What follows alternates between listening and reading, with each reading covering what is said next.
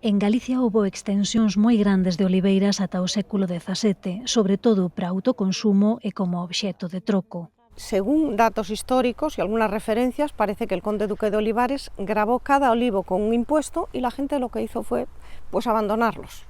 O CSIC, concretamente a Misión Biolóxica de Galicia que está en Salcedo, en Pontevedra, descubriu o pasado galego de oliveirais tras un percorrido por toda Galicia coa axuda do boca a orella. Recorrimos bosques, por ejemplo, llenos de robles, castaños, madroños, y cuando los desbrozaban y limpiaban, veías en el medio olivos centenarios y te dabas cuenta de que tenía la estructura de un antiguo olivar.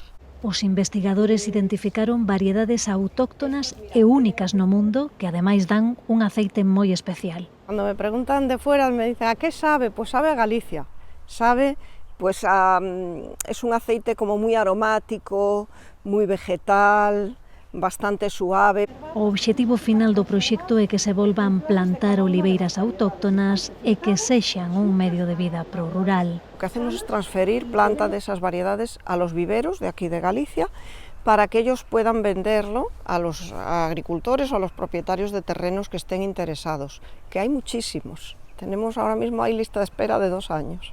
O grupo que dirixe Carmen Martínez tamén identificou en Asturias a primeira rosa española con uso na industria do perfume e non deixa de estudar as vides galegas, actualmente sobre todo para facelas fortes fronte ás pragas co propósito de reducir o uso de insecticidas.